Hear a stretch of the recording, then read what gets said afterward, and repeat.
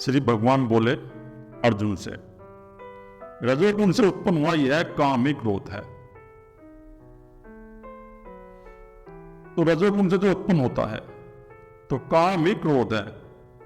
तो ये जो काम वासना है ये रजोगुण से उत्पन्न होती है और यही क्रोध है।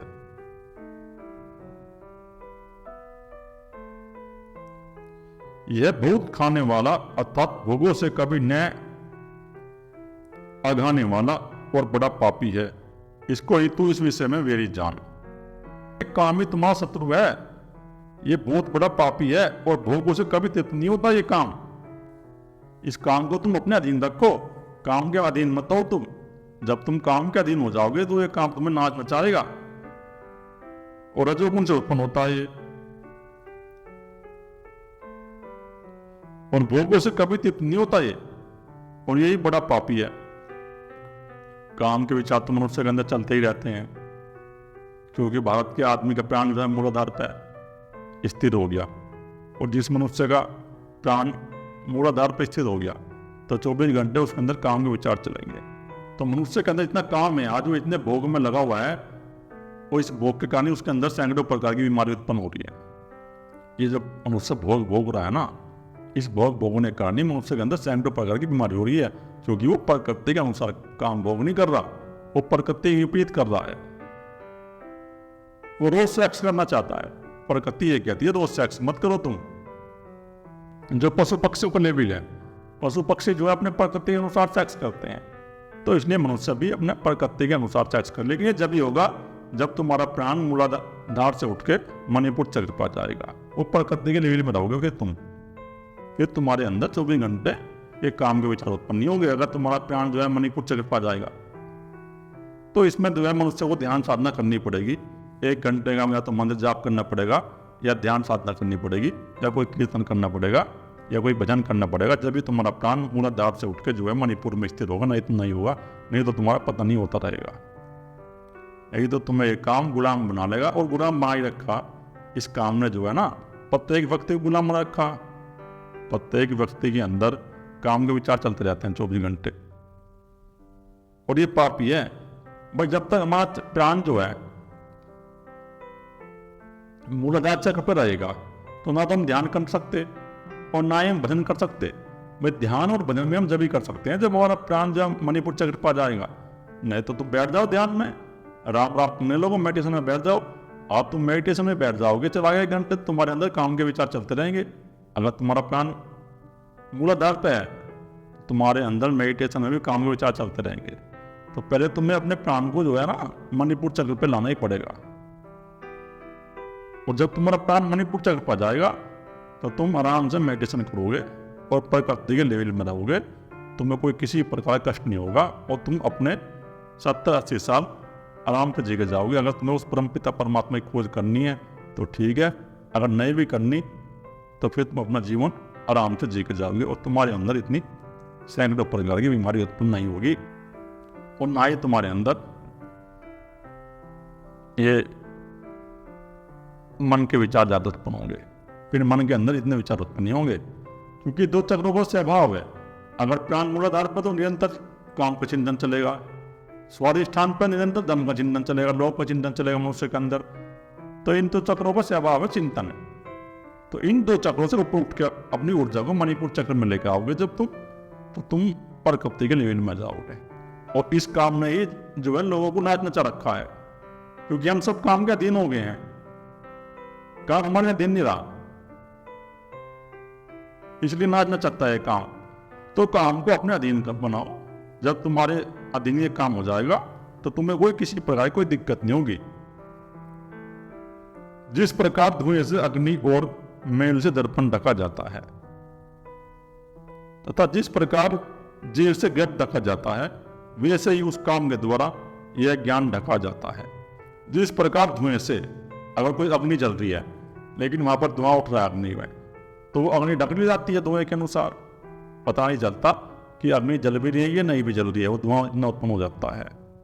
और जिस प्रकार जेल से गर्भ ढका जाता है, तो जो गर्भ है वो हमारा जेल से ढका जाता है माता के पेट के अंदर। तो वैसे ही उस काम के द्वारा यह ज्ञान ढका जा चुका है। तो इसी प्रकार इस काम के द्वारा यह ज्ञान ढका जा चुका है, क्योंकि काम के निरंतर विचार उत्पन्न होते रहते हैं मन के अंदर। जब हमारे मन के अंदर 24 घंटे काम के विचार चलेंगे तो ना तो हमें कोई होश रहेगा, तो हम बेहोशी में रहेंगे, हमारे अंदर कोई विवेक बुद्धि पैदा नहीं होगी, हम 24 घंटे बेहोशी में रहेंगे। काम के द्वारा जो है ज्ञान ढका गया, लेकिन कुछ ज्ञान हमने इकट्ठा कर लिया अपने मन के अंदर किताब पढ़ के, वो ज्ञान नहीं है, उस ज्ञान की बात नहीं हो रही यहाँ। भाई जिसने किताब पढ़ ली, वो किताब पढ़ के ज्ञान इकट्ठा कर लिया, तो वो अज्ञानी है। उसके अंदर भी निरंतर काम का चिंतन चल रहा है और उसके अंदर भी निरंतर धन का चिंतन चल रहा है, जो ऐसा मनुष्य है। तो ये काम ही मनुष्य का शत्रु है और तुम काम के अधीन मत हो। इसी के द्वारा ये हमारा ज्ञान जो है ढका गया है। तो ढका गया जब मन के अंदर 24 घंटे काम के विचार उत्पन्न होंगे और वो विषय भोग में रहेगा, तो हम अध्यात्म के बारे में क्या सोचेंगे? हमारे अंदर विवेक बुद्धि कहाँ से आएगी, प्रज्ञा बुद्धि कहाँ से आएंगी? तो हम इस प्रकार कैसे सोचेंगे भाई कि हमें जो है अध्यात्म मार्ग में उन्नति करनी है? तो फिर हमारी अध्यात्म मार्ग में उन्नति नहीं होगी, हमारा पतन हो जाएगा। इस काम को अपने अधीन करो अर्जुन। जब ये काम तुम्हारे अधीन होगा तो तुम्हें किसी प्रकार कोई कष्ट नहीं होगा, ना कोई दिक्कत होगी। और हे अर्जुन, इस अग्नि के समान कभी न पूर्ण होने वाले काम रूप ज्ञान योग नित्य वैरी को द्वारा मनुष्य का ज्ञान ढका गया हुआ है। और देखो अग्नि के समान है ये, कि जिस प्रकार अग्नि जलती है और अग्नि में हम जितना घी डालते हैं तो अग्नि जलती चली जाती है। तो इसी प्रकार तुम जितने अपने मन के अंदर काम के विचार उत्पन्न करोगे, उतना ही तुम्हारे अंदर काम बढ़ता चला जाएगा अग्नि की तरह। ये शांत नहीं होगा। और ज्ञान होगा नित्य शत्रु है ये। और जो साधक हैं, जो आध्यात्मिक मार्ग के पथिक है, उनका नित्य शत्रु है। तो उनका नित्य शत्रु इसलिए है ये, जब तक साधक की ऊर्जा जो है मणिपुर चक्र से ऊपर नहीं जाएगी, तो जब तक ये शत्रु बना रहेगा काम। और जैसे ही उसकी ऊर्जा एनर्जी मणिपुर चक्र का भेदन कर जाएगी, हृदय चक्र में आ जाएगी, तो फिर ये शत्रु नहीं रहेगा। जब तक ये अपना प्रभाव दिखाएगा, क्योंकि साधक साधना करता है और साधना करने के बाद उसके अंदर वीर्य संग्रह हो जाता है, और वीर्य संग्रह होने के बाद वो प्रकृति के काम अंदर उत्पन्न हो जाता है। वो शक्ति जो है ना, प्राण, वो नीचे आ जाएगा मूलाधार पे, और जब मूलाधार पर आएगा तो निरंतर काम का चिंतन करना शुरू कर देगा। तो साधकों का भी शत्रु है, ज्ञानियों का भी शत्रु है। ज्ञानी और साधक भी इसके द्वारा पतित हो जाते हैं। तो मनुष्य का ज्ञान जो इससे ढका हुआ है, क्योंकि काम को अगर तुम जीत लोगे, और काम ऐसे नहीं जीता जाएगा ये, तुम कितनी भी कोशिश कर लो, कितना भी प्रयास कर लो, ये तो एक मनोविज्ञान है। जिस दिन तुम्हारा प्राण शक्ति मणिपुर चक्र से ऊपर चली जाएगी, हृदय चक्र में आ जाएगी, तो ये काम के विचार तुम्हारे अंदर उत्पन्न होने बंद हो जाएंगे। फिर काम के विचार तुम्हारे अंदर उत्पन्न नहीं होंगे। और चाहे तुम कितना इसको रोकने का प्रयास कर लो, कितना ही दमन करो, जब तक तुम्हारा प्राण मणिपुर चक्र पर रहेगा तो तुम काम को रोक नहीं सकते। अगर ज्यादा रोकने की चेष्टा करोगे, दमन करने की कोशिश करोगे, तो डिप्रेशन में हो जाओगे, पागल हो जाओगे। तो इसलिए धीरे धीरे प्रैक्टिस करो। भाई मणिपुर चक्र की जो ग्रंथि है, इसका भेदन ऐसा नहीं होगा, तुम्हें प्रैक्टिस करनी पड़ेगी 6 घंटे कम से कम ध्यान की। तो साधक के पास तो समय है। भाई जो गृहस्थी लोग हैं, चलो वो तो ठीक है, भाई अपने गृहस्थी में लगे हुए हैं, 1 घंटा मेडिटेशन कर लिया, डिप्रेशन नहीं हुआ या टेंशन नहीं होगी उनको। लेकिन जो साधक लोग हैं, जिन्होंने अपना लक्ष्य बना लिया है, भाई मुझे तो उस पिता परमात्मा को पाना है, और वो अपने लक्ष्य पर चल रहे हैं, तो उनको क्या करना? उनको तो समय निकालो अपने। 6 घंटे की साधना करें, ध्यान साधना में बैठे, इन करता रहे। 6 घंटे उसे लगाने ही है ध्यान साधना में। अगर वो 6 घंटे लगा देगा ध्यान साधना में, तो 2-3 साल में मणिपुर चक्र की ग्रंथि का भेदन हो जाएगा। कोई बड़ी दिक्कत की बात नहीं है। लेकिन साधा ध्यान नहीं करता, वो 1 या 2 घंटे ध्यान करता है। सबसे बड़ी समस्या ये उत्पन्न हो रही है। और बाहर से जो है ना, वो संस्कार कम ज्ञान करे। जो बाहर से जो संस्कार संचित हो रहे हैं ना, ये हमारे चित्त के अंदर, वो समाज में कम जाए, फिर जाए, लेकिन इतना ज्यादा मत जाए, कम जाए। कम मतलब रखे लोगों से, ज्यादा मतलब मान रखे, तो हो जाएगा, फिर कोई दिक्कत नहीं है। ये काम जो है नष्ट हो जाएगा। नहीं तो काम नष्ट नहीं होगा। जब तक मणिपुर चक्र का भेदन नहीं होगा, कोई चाहे कितना ही बड़ा अपने आप को ब्रह्मचारी कह ले, वो ब्रह्मचारी बन नहीं सकता। अगर दबाने की कोशिश करेगा तो शक्ति पागल कर देगी उसको। तो अग्नि के समान है ये, और ज्ञान ढका हुआ इससे। तो अग्नि के समान ही है, ज्ञान ढका हुआ ही है। जब तक काम के विचार अंदर उत्पन्न होते रहेंगे तो ज्ञान ढका हुआ है हमारा, अग्नि के समान है, जलता रहता है। इसमें तुम कितना घी डालोगे उतना बढ़ता रहेगा ये काम कम नहीं होगा। जितना तुम इसमें घी डालोगे बढ़ता रहेगा उतना। कि काम जो है वो ज्ञानियों का शत्रु है। तो इस प्रकार इस काम को तुम अपने अधीन करो, इस काम के अधीन मत बनो। इंद्रिय, मन और बुद्धि, ये सब इसके वासना स्थान कहे जाते हैं। और ये काम का जो वासना स्थान है वो मन और बुद्धि है और इंद्रियां हैं।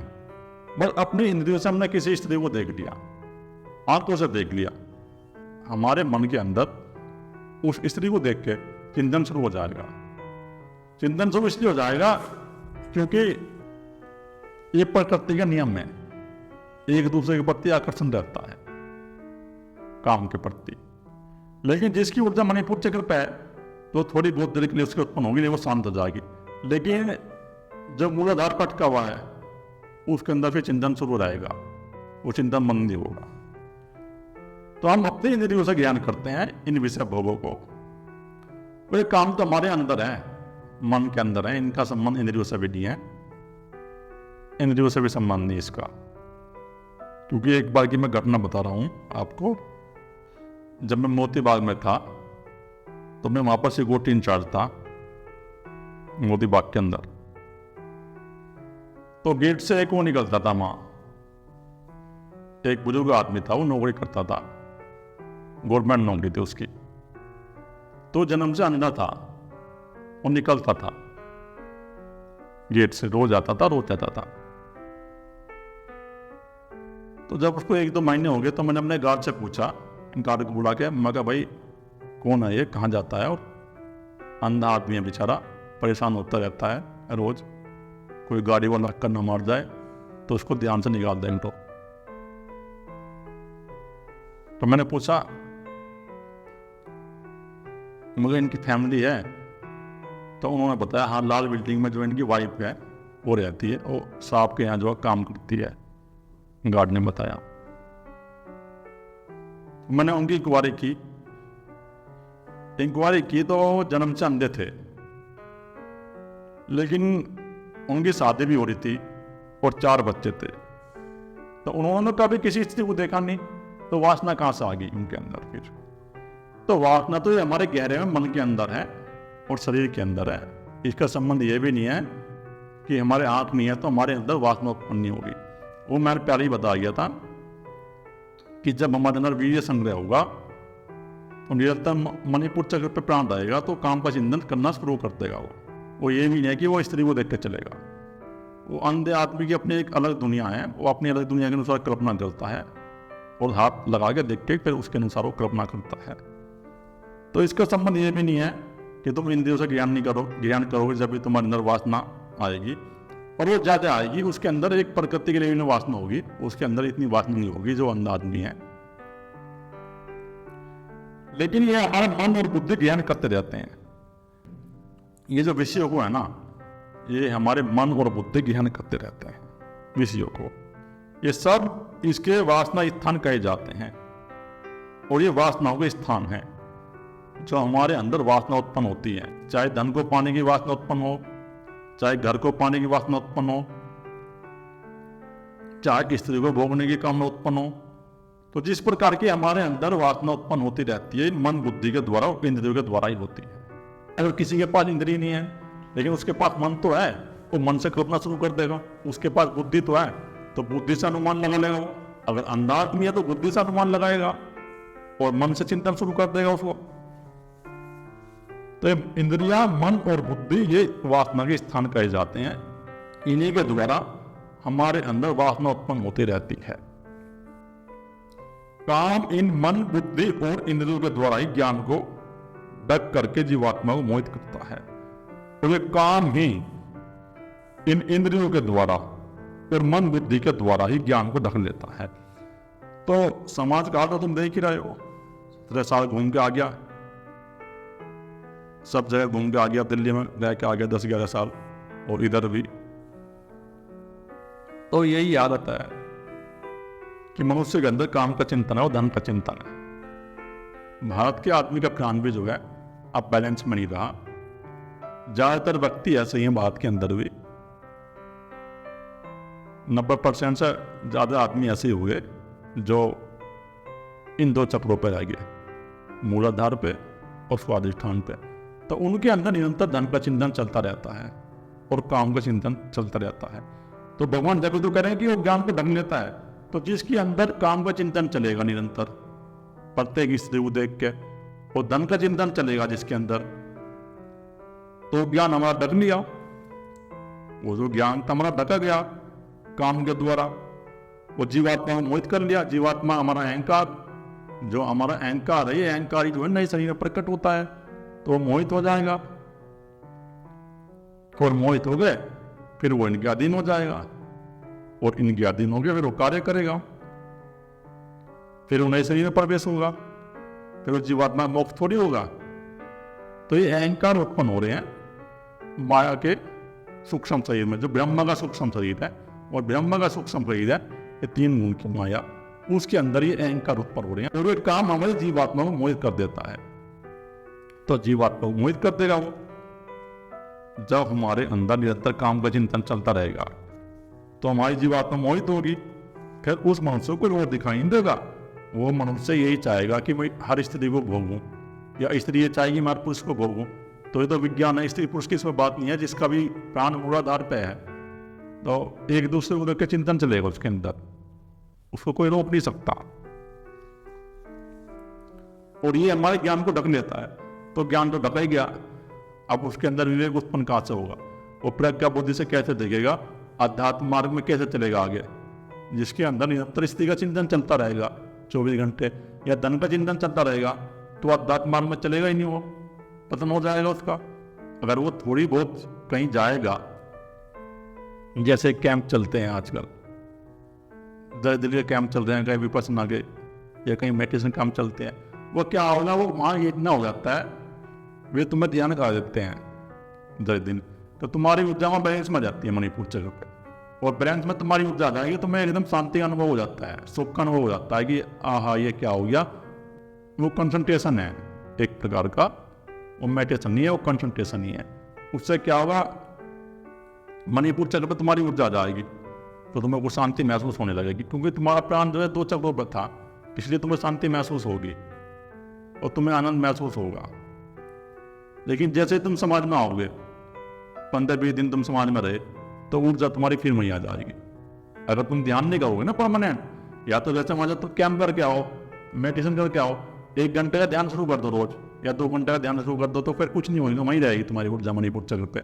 लेकिन अगर तुम ध्यान की प्रैक्टिस नहीं करोगे, तुम कहीं गए, वहाँ कैंप अटेंड करके आ गए और घर में तुम ध्यान शुरू नहीं कर रहे, तो तुम फिर वहीं आ जाओगे, तो तुम्हारी जो ऊर्जा एनर्जी है ना, फिर वहीं पे आ जाएगी, वो जो नीचे के 2 चक्र हैं, और उन पे ही वो कल्पना करना शुरू कर देगी। तो इसलिए वही अर्जुन, तुम पहले इंद्रियों को वश में करके इस ज्ञान और विज्ञान का नाश करने वाला महान पापी काम को अवश्य ही बलपूर्वक मार डाल।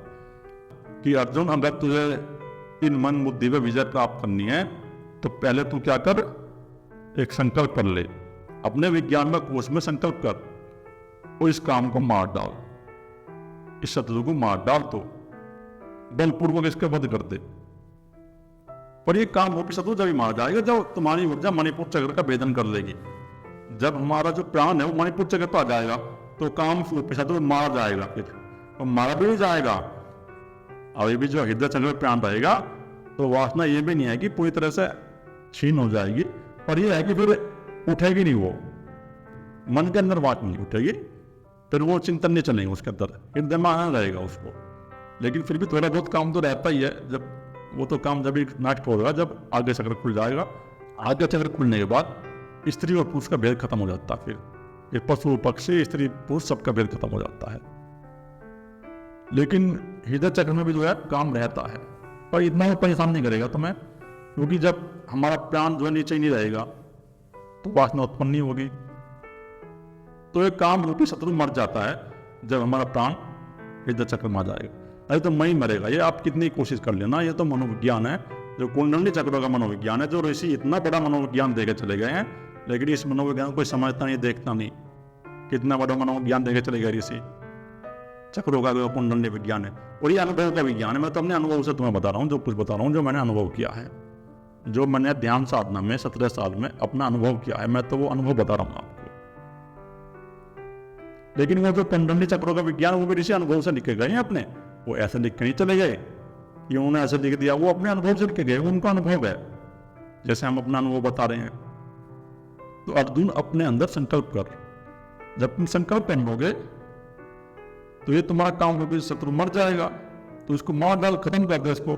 जब तुम इस काम को नष्ट कर दोगे ना, तुम्हारे अंदर विषय और वासना नहीं उठेगी 24 घंटे, तो 24 घंटे तुम्हारे अंदर विषय और वासना चलती रहती है मन के अंदर, फिर मन तुम्हें गुलाम नहीं बनाएगा। तुम अपने मन को जो है ना, फिर तुम अपने अनुसार चलाओगे, ये मन तुम्हारे अनुसार चलेगा, और ये बुद्धि भी फिर अर्जुन तेरे अनुसार कार्य करेगी। तो इसलिए ये जो काम का शत्रु है अर्जुन, तू इसको बलपूर्वक करके मारता। अभी तो तू ऐसा कर, संकल्प कर ले, संकल्प कर, जो विज्ञान में कोश है उसमें संकल्प कर ले, और संकल्प करके इसको नष्ट कर डाल, मान डाल पापी को। जब तुम इस पापी को मार दोगे अर्जुन, तो फिर तुम्हारे अंदर ये निरंतर काम का चिंतन नहीं चलेगा। तो अर्जुन मैं यही कह रहा हूं, तू इस शत्रु को नष्ट कर दे। इंद्रियों को स्थूल शरीर पर यानी श्रेष्ठ बलवान और सूक्ष्म कहते हैं। तो ये जो हमारी इंद्रियां हैं, ये हमारे स्थूल शरीर पे, जो शरीर है हमारा, जो 5 तत्वों का बना हुआ है शरीर है, स्थूल शरीर, इस पे जो है इससे जो बलवान है, श्रेष्ठ है, क्योंकि हमारी इंद्रियां जो है इस शरीर को चला रही हैं। हमारे शरीर के अंदर जो भी क्रिया होती है, वो क्रिया होती है इन इंद्रियों के माध्यम से, और ये बलवान सूक्ष्म है। ये जो हमारी इंद्रियां हैं ना, ये इस शरीर से बलवान सूक्ष्म है, इस शरीर को वे चला रही हैं। आंख देखती है तो हमारा शरीर चलता है। तो इस प्रकार ये जो हमारी इंद्रियां हैं, ये हमारे शरीर को चला रही है, और ये बलवान है। तो इंद्रियों से मन बलवान है, इंद्रियों से बलवान है मन। तो जिसने अपने मन को वश में कर लिया, तो उसकी इंद्रियां ये फिर उसके वश में हो जाती हैं। लेकिन ये मन वश में जब ही होगा, तुम ध्यान साधना करना शुरू कर दोगे। जब तुम ध्यान करना शुरू कर दोगे, मेडिटेशन करना शुरू कर दोगे, तो तुम्हारे मन ये वश में हो जाएगा, फिर तुम्हारे अधीन होगा, ये तुम्हारे अनुसार कार्य करेगा ये मन। तो इंद्रियों से जो प्रबल है वो मन है। अगर तुम मन को उसमें कर लोगे, तो तुम्हारा शरीर और तुम्हारा ये इंद्रिया तुम्हारे अनुसार चलेगी। और मन से ऊपर है बुद्धि, और बुद्धि उसको वश में करेगी मन को।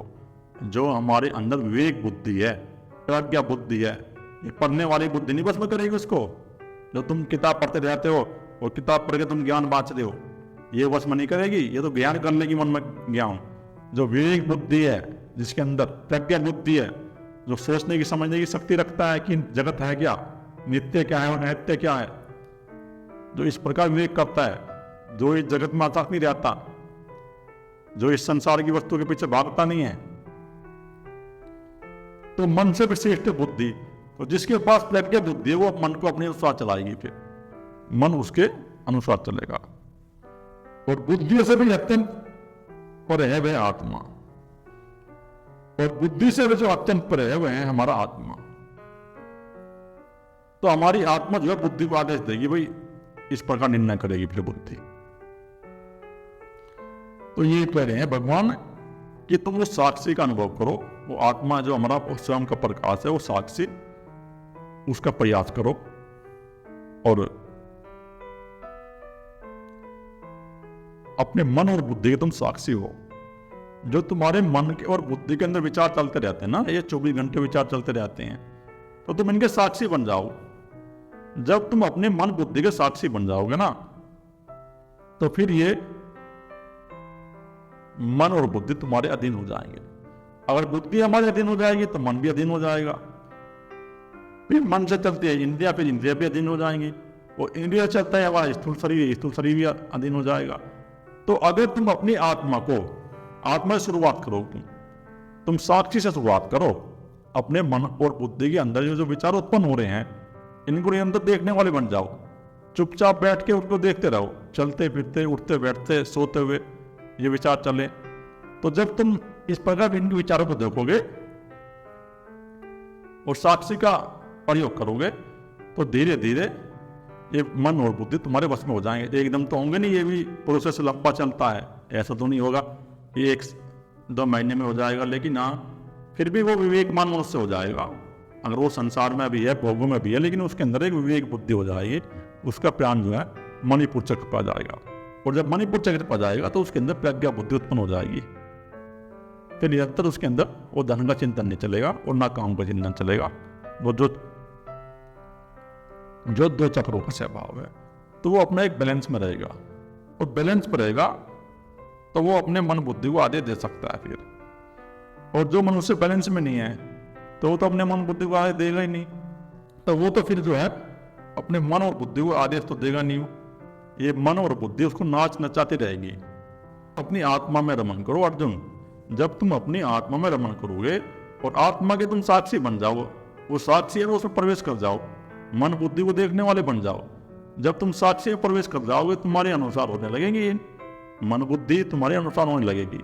और जब तुम्हारे अनुसार ये मन बुद्धि हो जाएंगे तो फिर तुम्हारे अनुसार ये तुम्हारा शरीर और इंद्रिय सब हो जाएंगे। तो भगवान यही तो कह रहे हैं इसमें। देखो कितनी बड़ी बात भगवान ने बताई 5000 साल पहले, इतनी बड़ी बात गीता में कि और तुम हठपूर्वक जो है ध्यान करते हो, कोई कंसंट्रेशन कर रहा है, कोई माइंड को फोकस कर रहा है, कोई किसी तस्वीर पर लगा रहा है, कोई मंत्र जाप कर रहा है, तो भगवान तो सीधे से मार्ग बता के चले गए 5000 साल पहले ही। तुम गीता पढ़ के देखते नहीं। भगवान कह रहे हैं कि मन और बुद्धि से बलवान है तुम्हारी आत्मा, वो साक्षी। तुम साक्षी से जो है ना इन विचारों को देखो। जब तुम इस साक्षी से इन विचारों को देखोगे और इनको देखने वाले हो जाओगे तो तुम्हारा जो शरीर है और तुम्हारे मन बुद्धि तुम्हारे अधीन हो जाएंगे। तो इतनी बड़ी बात बता के चले गए भगवान श्री कृष्ण गीता में। लेकिन फिर भी मनुष्य जो है हठपूर्वक ध्यान करने में लगा हुआ है। कोई हठ योग कर रहा है, कोई आसन प्राणायाम में लगा है। कुछ ऐसे साधु संत है जिनका जीवन निकल गया, 60 साल 70 साल होगी, लेकिन वो आसन प्राणायाम ही कर रहे हैं, वो ध्यान की शुरुआत नहीं कर रहे। कुछ साधु संत ऐसे हैं जो मंत्र जाप करने ही बैठे हैं, कोई दिन मंत्र जाप ही कर रहे हैं। तो साक्षी के बिना ध्यान में प्रगति नहीं होगी। इन मार्गों से भी तुम जो है ना मणिपुर चक्र का भेदन कर जाओगे, तुम भक्ति योग से कर जाओगे, मंत्र जाप से भी कर जाओगे। लेकिन आगे का जो रास्ता है ना, जब तुम हृदय चक्र में आ जाओगे और विश्व चक्र पर आ जाओगे, तो आगे का जो रास्ता है ना वो साक्षी से तय होगा। अगर तुम साक्षी नहीं रहोगे तो तुम फिर वहीं अटक जाओगे, विश्व चक्र पे या हृदय चक्र पे। विश्व चक्र से जो आगे का मार्ग है वो साक्षी का मार्ग है। और भक्त अटके हुए हैं, जो भक्त हैं, बहुत से भक्त ऐसे हैं जो अटक गए वहीं, वो अटके रहेंगे। वो देखते ही नहीं। भगवान श्री कृष्ण के भक्त तो है, वो भगवान श्री कृष्ण के कहते हैं कि राधे राधे जय श्री कृष्णा, मंत्र जाप कर रहे हैं, लेकिन गीता पढ़ के देखते नहीं वो गीता में क्या लिखा हो। एक बार ये भी देख लो कि भगवान श्री कृष्ण क्या कह रहे हैं। तो भगवान श्री कृष्ण ये कह रहे हैं कि तुम्हारी आत्मा ही श्रेष्ठ है, अपने मन बुद्धि की तुम साक्षी हो जाओ, हठपूर्वक योग मत करो। ठीक है, मंत्र जाप तुम करो, अगर कर लो भाई, लेकिन आगे का मार्ग कैसे तय करोगे तुम? हृदय चक्र के बाद जो है, विश्व चक्र के बाद तो तुम्हें साक्षी का मार्ग तय करना पड़ेगा। तो जो भक्त हैं, मैं तो यही कहूंगा, जो भगवान श्री कृष्ण के भक्त हैं, जो विश्व चक्र पर आ गए हैं और हृदय चक्र पर आ गए हैं, तो वहां से वो साक्षी हो जाए अपने मन बुद्धि के। उनके मन के अंदर विचार फिर कम हो जाते हैं। वो जब हमारा प्राण हृदय चक्र में आ जाता है ना, तो हृदय चक्र में आनंद रहता है, विचार कम रहते हैं, लेकिन 10% विचार फिर भी रहते हैं, 5 से 10% विचार उठते ही रहते हैं मन के अंदर। लेकिन तुम उनके साक्षी हो जाओ। जब तुम उनके साक्षी हो जाओगे तो तुम धीरे धीरे 3-4 साल में जो तुम्हारी दूसरी ग्रंथि है, ये हृदय चक्र में जो ग्रंथि है टूट जाएगी। जब टूट जाएगी तुम फिर जो है आगे चक्र में आ जाओगे, तो साक्षी से जाओगे तुम उससे आगे चक्र में। इस प्रकार बुद्धि से पर अर्थात सूक्ष्म बलवान और अत्यंत श्रेष्ठ आत्मा को जानकर और बुद्धि के द्वारा मन को वश में करके, हे महाभाव, तू इस काम रूपी दुर्जय शत्रु को मार डाल। तो भगवान ने कह दिया कि बुद्धि से परे अर्थात सूक्ष्म बलवान और अत्यंत श्रेष्ठ आत्मा को जानकर, तो आत्मा को जान लो। तो जो अत्यंत श्रेष्ठ है वो साक्षी है, जो साक्षी को जान लेगा वो आत्मा को जान लेगा। वो कह रहे हैं कि इनसे श्रेष्ठ आत्मा है, इस आत्मा को जान ले तू। जब तुम इस आत्मा को जान लोगे, जब तुम साक्षी का अनुभव कर लोगे, जब तुम साक्षी में स्थिर हो जाओगे, तो तुम्हारे शत्रु मर जाएगा। तुम्हारा जो काम रूपी शत्रु है अपने आप मर जाएगा। जब हमारा आगे चक्र खुल जाएगा, आगे चक्र खुलने के बाद स्त्री पुरुष का भेद खत्म हो जाता है। फिर ना कोई स्त्री ना फिर पुरुष, उसके अंदर कोई वासना उत्पन्न नहीं होगी, तो काम उत्पन्न नहीं होगा। आत्मा से तो इस बुद्धि को वश में कर और बुद्धि से अपने मन को वश में कर और मन से जो है तो अपने इंद्रियों को वश में कर। तो इस प्रकार तुम ध्यान साधना करो। जब तुम इस प्रकार ध्यान साधना करोगे तो तुम्हारे काम रूपी शत्रु है ना मर जाएगा, नष्ट हो जाएगा और मन फिर तुम्हारे वश में हो जाएगा। मन तुम्हारे वश में हो जाएगा। फिर ये जो मन है ना, ये तुमने अपने अधीन नहीं करेगा। मन और बुद्धि तुम्हारे अनुसार चलेंगी। फिर ये कि तुम साक्षी का अभ्यास करो और साक्षी के अभ्यास से उस आत्मा से, उस साक्षी से अपनी बुद्धि को वश में करो पहले, और फिर अपने मन को वश में करो। जब तुम अपने मन को वश में करोगे, मन से फिर अपने इंद्रियों को वश में करो, फिर तुम्हारा शरीर वश में हो जाएगा। तो इस प्रकार तुम करो तो तुम ध्यान साधना में अग्रसर हो जाओगे कि क्या वो भी तुम्हारा शत्रु मर जाएगा। आपके चक्र खुलने के बाद मनुष्य 3 गुणों से पार हो जाता है। उसका जो अहंकार है नष्ट हो गया, खत्म हो जाता है उसका अहंकार। ये जो नए शरीर में प्रवेश करता है अहंकार, तमोगुण रजोगुण सतोगुण से उत्पन्न होता है, तो वो गुणों के पार हो जाता है। वो आगे चक्र खुलने के बाद फिर उसका कोई ना जन्म है ना मृत्यु है, क्योंकि अहंकार खत्म हो गया उसका। जब उसका अहंकार ही खत्म हो गया तो नए शरीर में कोई प्रवेश नहीं करेगा। खत्म हो गया उसका मामला, निर्वाण हो गया, उसका मोक्ष हो गया। तो आगे चक्र खोलो तुम। भाई प्रोसेस लंबा है, इसमें देखो प्रयास तो करना ही पड़ता है, बिना प्रयास तो कुछ है नहीं। ध्यान साधना तो करनी पड़ेगी, लेकिन करते रहो तो हो जाओगे तुम। घबराने की बात नहीं है। काम, क्रोध, लोभ, मोह आध्यात्मिक मार्ग में बाधक तो है ये, पर ये अपने अधीन हो जाते हैं। फिर जो ऊर्जा एनर्जी है ना, मणिपुर चक्र का भेदन कर जाता है हमारा प्राण, तो ये अपने अधीन हो जाते हैं। फिर ये हमें इतना परेशान नहीं करते। ना काम परेशान करता, ना क्रोध, ना लोभ। हाँ, मोह रहता है हृदय चक्र में। हृदय चक्र का चाहे भाव मोह तो उसके अंदर रहता है। मोह जब भी खत्म होता है जब आगे चक्र खुलता है, क्योंकि आगे चक्र खुलने के बाद 3 गुणों से पार हो जाता है वो, तमोगुण, रजोगुण, सतोगुण। तो ध्यान साधना में लगे हुए साधक इस प्रकार की साधना करे। भगवान श्री कृष्ण ने गीता में साफ बता दिया कि अपनी आत्मा से उस साक्षी से पहले अपनी बुद्धि को वश में करे, और बुद्धि से, उस प्रज्ञा बुद्धि से अपने मन को वश में करे, और मन से फिर तुम्हारी इंद्रियां वश में हो जाएंगी, और इंद्रिय से तुम्हारे स्थूल शरीर वश में हो जाएगा। तुम साक्षी से शुरुआत करो। साक्षी से जब तुम शुरुआत करोगे, तुम्हारे अंदर ये विषय विकार अपने आप धीरे धीरे छीन होने शुरू हो जाएंगे, सब खत्म हो जाएंगे। काम मर जाएगा, काम रूपी शत्रु मर जाएगा।